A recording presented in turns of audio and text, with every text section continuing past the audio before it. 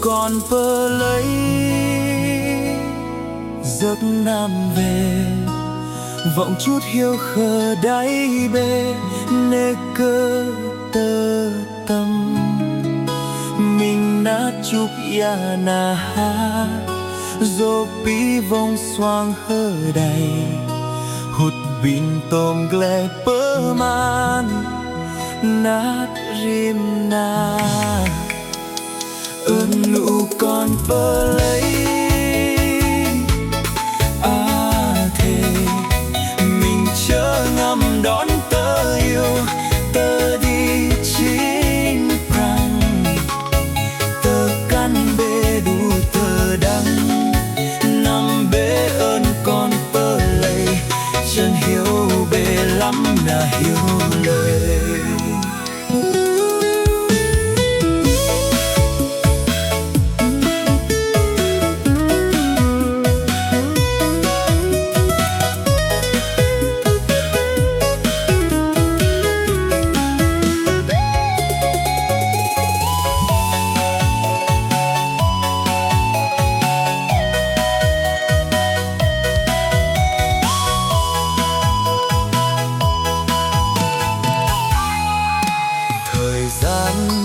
Đã lên những điều mới hay,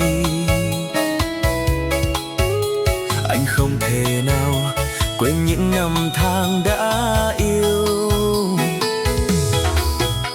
Và vì lắm năm tơ nở gò đang chu chạm quý hơn nghìn lần, mừng bê đôm nát ăn xoang từng tơ rồng trắng.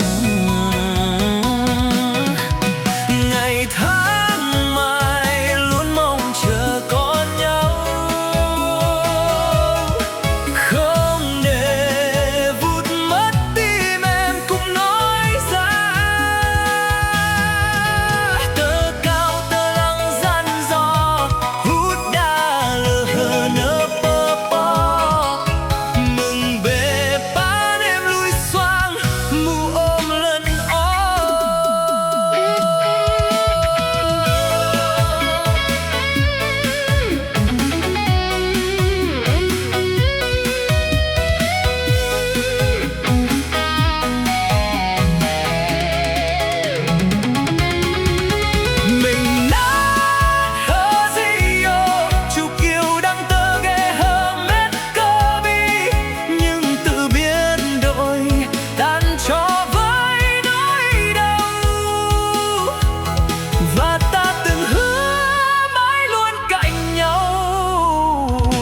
Hạnh phúc hay khổ đau, đút tơ đăng tơ rong hờ và đăng ca lắp đón chào. Anh luôn dõi theo giúp em luôn đi trái ngàn đời anh, và hạnh phúc đó khiến em bớt khóc vì anh mãi yêu. Và tình yêu anh dành riêng mỗi em, không một ai để thay thế em. Nói đi em một lòng thủy chung, dù chân gian có thể đổi thay. Người yêu ơi cùng anh đắm say, mỗi phút giây mình luôn có nhau. Anh luôn tin rằng anh có thể làm em thêm hạnh phúc mãi bên anh và yêu anh nhé.